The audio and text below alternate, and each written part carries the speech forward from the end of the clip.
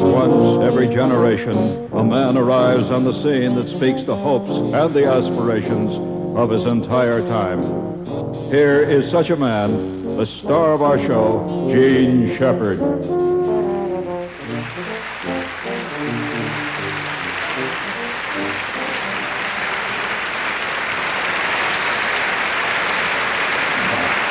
Bring it up.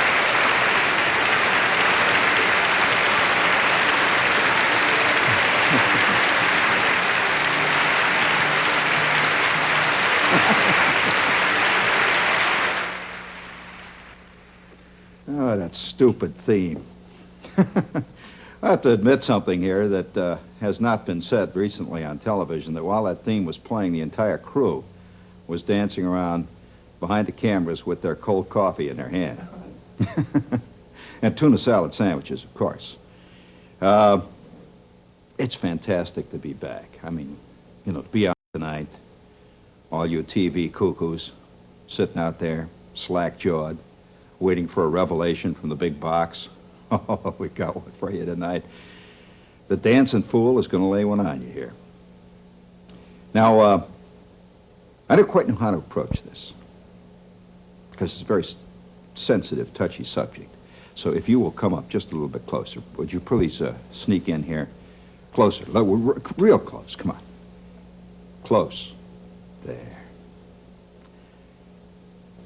I have a confession to make. The other day, I'm standing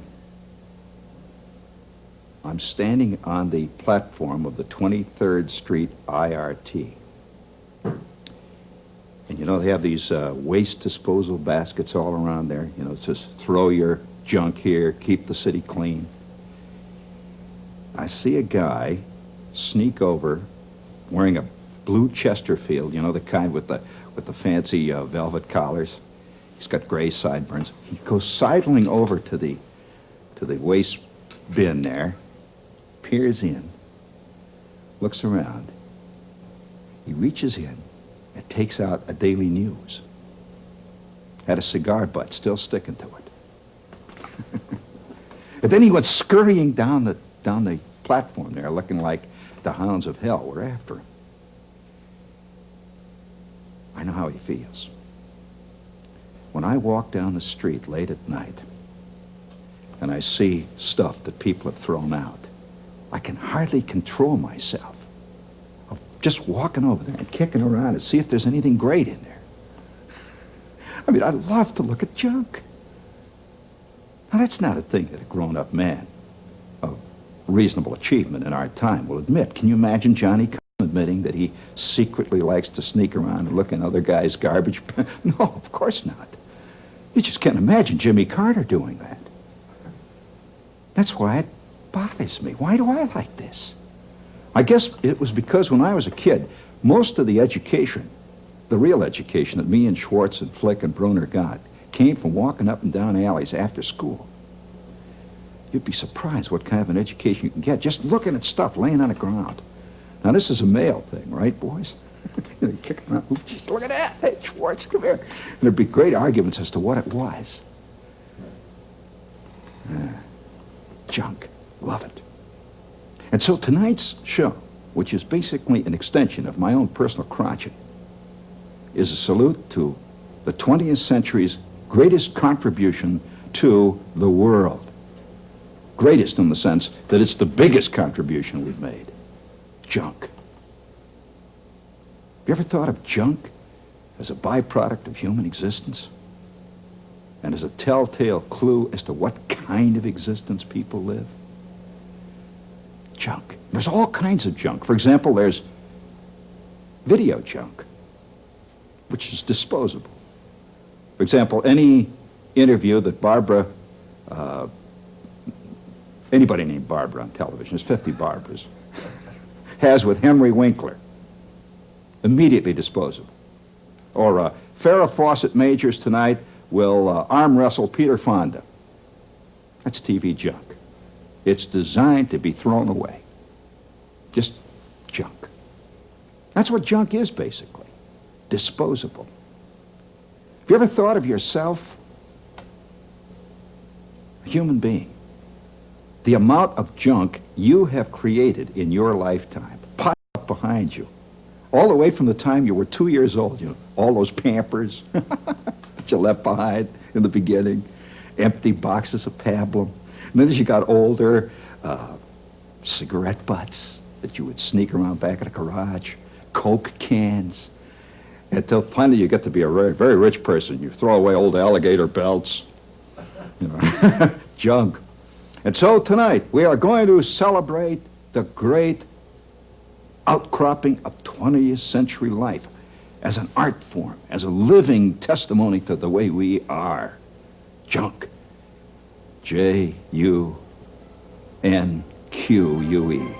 Junque. Oh.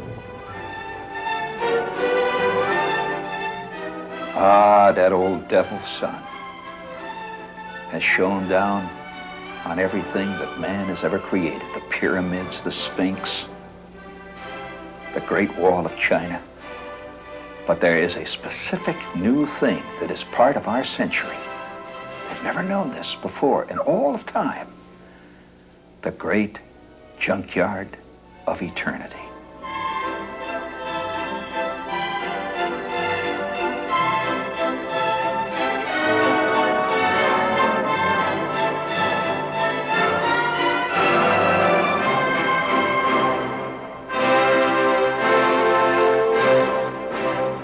Junk.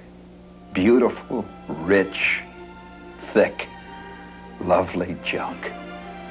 Do you know that there is a junkyard subculture of people who are drawn to junkyards the way other people are drawn to the beach or to the mountains or to funeral parlors? There's junkyard freaks who can't drive past a junkyard without breaking out in a sweat. Why? Because the junkyard is the compost heap of time.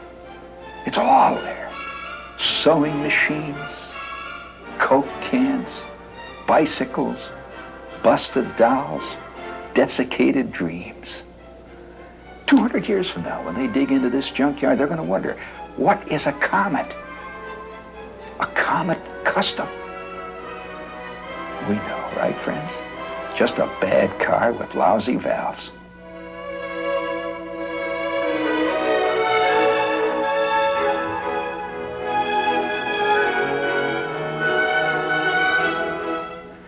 Ah, the junkyards. Beautiful. Have you ever thought of the junkyard as the ultimate collage? It contains all of life.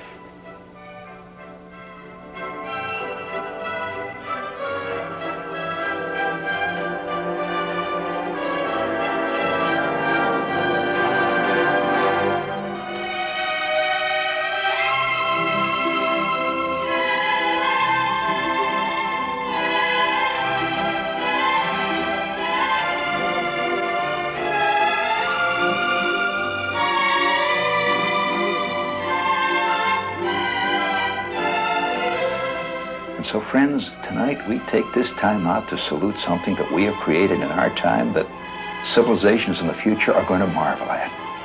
What is all this junk? What drove them to make it?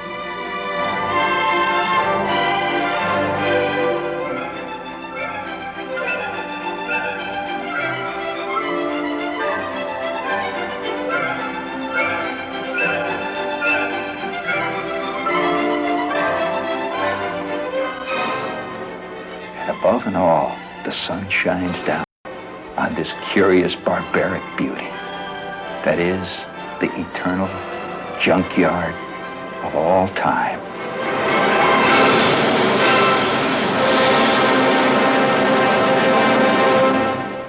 Ah, Junque. Beautiful, rich, thick junk. Garbage. which incidentally I think fairly well describes most of our lives. Rotten thing to say. You know, speaking of junk, and that's what the subject of tonight's show is, a friend of mine, and this is an absolute true story, a very famous guy who's a famous cartoonist, he's got all kinds of dough, has his entire apartment in New York City completely furnished with junk. I mean, seriously, he's done it. And he first of all, he's tight as hell. He finds it totally incapable of spending any money. He's the kind of guy that when you go out to dinner with him says, I'm on a diet, and then sits there all night, says, can I try that? You know, takes a snap of your sandwich. Says, you know, I don't drink, but I like the cherry in that Manhattan. Can I try it? You know, next thing you know, he's eating everybody's food. He's a junk person. And every Wednesday night, he lives in New York. You know, Wednesday night is the official night where you throw out big stuff in your house. Like if you got a mattress you want to throw out, you throw out Wednesday night, it goes on the sidewalk down in front. 2 o'clock in the morning, he skulks out and goes up and down Park Avenue where you find the greatest junk of all. I mean, an old Chippendale desk. Guy's decided he wants to go into Louis XIV, and out goes the Chippendale. He's got his entire apartment decorated with junk. And the greatest thing that he has, that he ever found in junk raids, believe it or not, he has a tremendous bearskin rug. Somebody threw out. It's got a big bear, teeth. And he brought that home, and he's a bachelor, by the way. He loves to make the scene. He put that in front of his fireplace, which he built out of junk bricks that he found in Jersey. One night he has this girl there, you know, and they're lying on the rug, drinking this elegant wine, and having this great time. And the next day, she goes home. She's very romantic, you know, on the bearskin rug. The next day, he starts to itch. Well, 3 days go like that. He's itching all over the place. He goes in to see his doctor. His doctor examines him and says, I can't figure this out. You have a very rare infestation. You are infested with a very rare insect that's found only on the Kodiak bear. Junk. Never know when it's going to attack you. By the way, have you ever thought of one of the greatest sources of junk in our time is human life? Yeah, there's junk human beings. Just like there's junk objet d'art. We are now going to open the great book of existence and examine one such life. Junque. There's nothing left for me of days that used to be. I live in memory among my souvenirs. Some letters tied with blue. This is Harrison L. Mitchell, 56. Harry, as he's called by the boys at Rotary, is and has been for 21 years the chief clerk in the purchasing department of a small steel fabricating plant near Malden, Massachusetts. In his youth, Harry was a better-than-average halfback on his high school football team, receiving 3 all-state mentions after scoring 12 touchdowns in his junior year, one on a 79-yard run from scrimmage. Few of his friends are aware that Harry, while flying a P-47 Thunderbolt over France, achieved 8 confirmed and 1 probable victories over Hitler's Luftwaffe. These victories included 4 Messerschmitt 109s. Harry rarely speaks of these days, and few, if any, of his acquaintances are aware of his late achievements. In 14 months, Harry will return home from the office, go immediately to his bedroom, and remove a Colt .38 caliber pistol from his dresser. Returning to the kitchen, he will shoot his wife Bertie dead with a single shot, after which he will turn himself in to the authorities. He will serve 7 years in the state prison for first-degree murder. After his parole for good behavior, when questioned about his deed, Harry will state, I have no regrets. I would do it again. Among my souvenirs.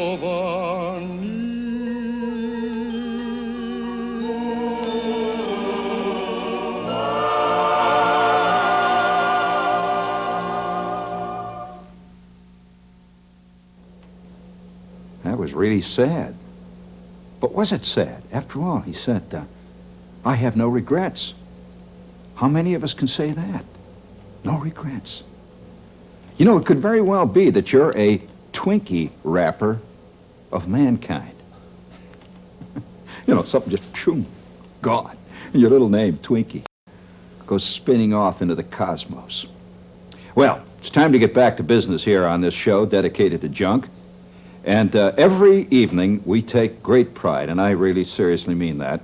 We're privileged to be able to take our cameras live into the Palm Court, which is one of New Jersey's most elegant and certainly most exclusive dinner clubs, just to get a little touch of the entertainment that's going on at the Palm Court at this time. And now we give you the Palm Court.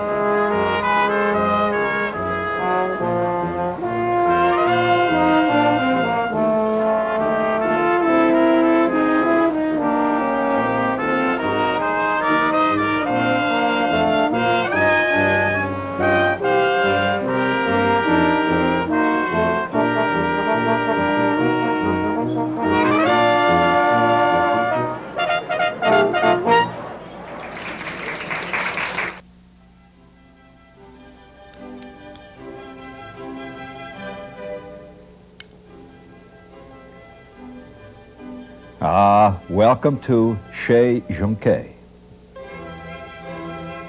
La ta ti, la ta ta ta ta ta ti ti ti ti ti, la ta ti.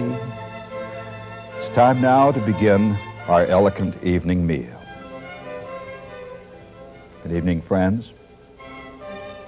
We're here to truly enjoy one of the most magnificent examples of Junque that has been produced by modern technology, specifically American technology. So join me at the table.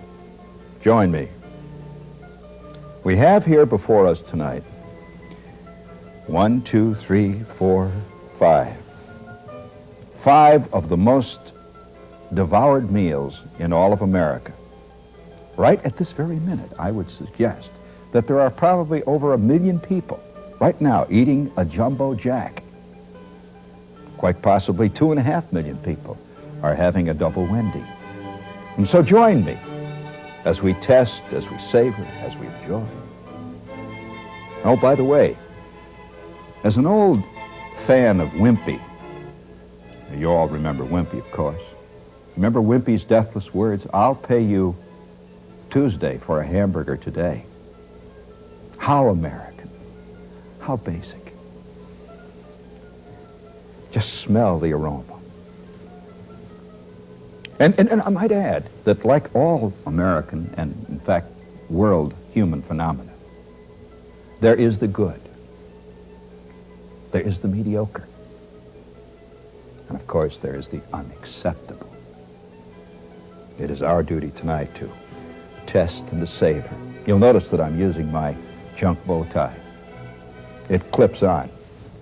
I don't have my batteries with me or I'd get it spinning for you. Great conversation piece. Lights up in the dark. I can hardly wait to begin. So let's plunge right into it. All of you probably eaten at one time or another at any one of these places, but we have assembled tonight a very special collection. You know, all over the world, people envy us for our quick food. They really do. I've met people wandering through Benares on the Ganges, the harassed look in the eye. So what's the matter? Just wish I could get a Big Mac. It's the real thing. And so now we'd like to test each one in its turn and see which one measures up. By the way, the Shepherd scale of 5 has never been achieved by any hamburger. It's, let's put it this way, the ne plus ultra. Well, how can I say it? It's the paradise of hamburgers. And paradise, as we all know, is not only lost and occasionally found, but is never totally achieved. And so let us begin. This is a Jack-in-the-Box jumbo. Now, there are those, of course, I might add that all of these various beautiful pieces of American junk art have their own adherents, that the people who love the Jack-in-the-Box jumbo will never even often speak to the big boy fans. Why? Snobbery. Let's see what the...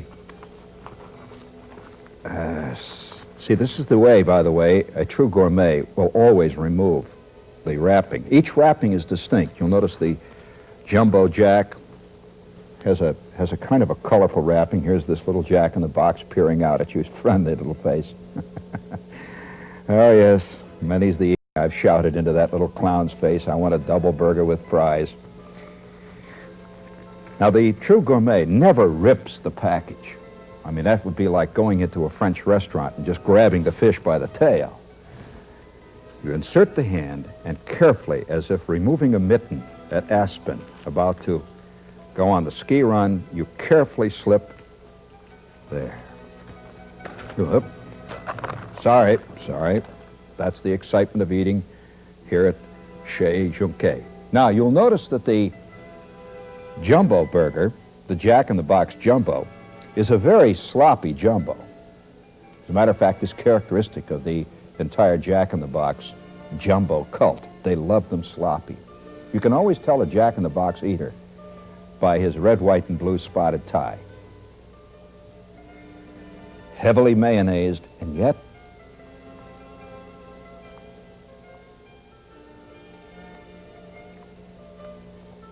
has a certain proletarian charm, a certain aggressive, peasant-like vitality. Interesting aftertaste. And these are the French fries that come with the Jack-in-the-Box jumbo. You notice the simple little package, understated, yet so redolent of promise. And the dinnerware that, of course, accompanies the Jack-in-the-Box jumbo. Now we move on to one of the more esoteric sects. That's spelled with a T, sects, in the hamburger world. This is the Wendy's, Double Wendy, a very elegant hamburger, and by the way, a bit old-fashioned. They pride themselves on being, in a sense, the conservative among the hamburger people. Their hamburgers are solid, reliable, sober, and I might add, this would have been the hamburger that Wimpy himself would have enjoyed. I give the jumbo burger a 2. I give Wendy's a 3. Why a 3? Well, it's simply heft. The Wendy burger gives you a sense of achievement. It's like holding a small mayonnaise-covered bowling ball in your hand. And it's quite attractive. And you'll notice that their dinnerware also has certain style. Little napkin.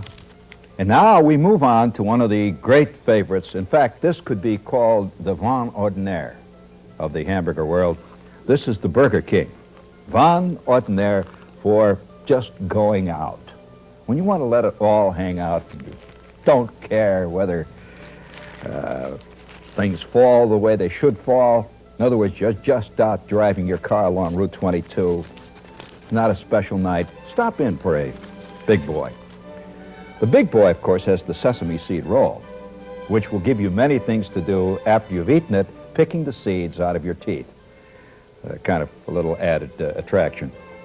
However, for my taste, the big burger here, the Big Boy, or the jumbo burger, the Whopper, excuse me, it's called the Whopper. I find it difficult to use these rather, well, The phrases of the masses, of course, sometimes do not fall trippingly over the tongue. This is the Whopper, spelled with an H, as in the belly whopper. And this certainly is a belly whopper. You put a couple of these down and your belly has been whopped. Elegant sandwich. Now we move on to Geno's. Geno's is a kind of an offshoot. Geno's could be roughly called the Baptist of the world's hamburger religions. This is the Geno's Special. You notice it's the only one that comes with a skirt, a certain basic modesty. But all with all, a rather interesting and somewhat fascinating hamburger. Now we come to the great, this in fact is the Ford Galaxy of all the hamburgers, the classical Big Mac, which comes encased in its polystyrene case. By the way, this will last for thousands of years at the ocean bed. This will never go away. This is what we call permanent junk. And now I toast you this evening, friends. This is one of my rare pieces of glassware collection, my genuine Ronald McDonald glass. And so it's been a superb evening here at Chez Junque. Time now to light a cigar.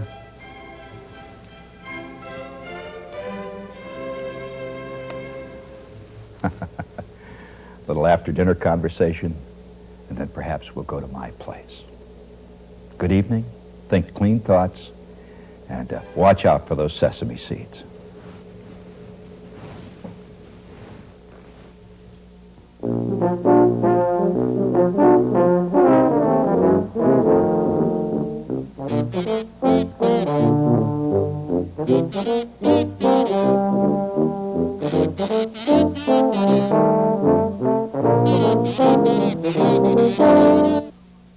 And now our crew member of the week, associate producer and idea person Lee Brown of Washington, New Jersey.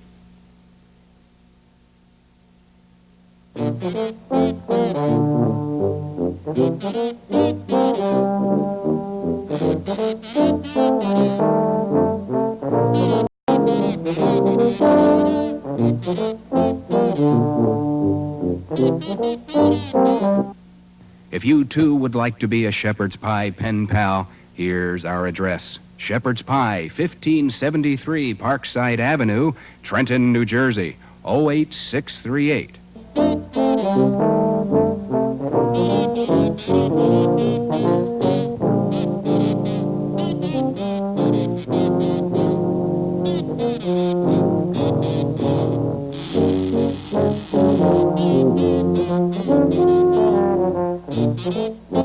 And now our brave viewer of the week, Harold J. Johnson of Sod, Connecticut. He loves baking, builds model airplanes, and watches us every week. Good luck, Harold, and keep those props whirling.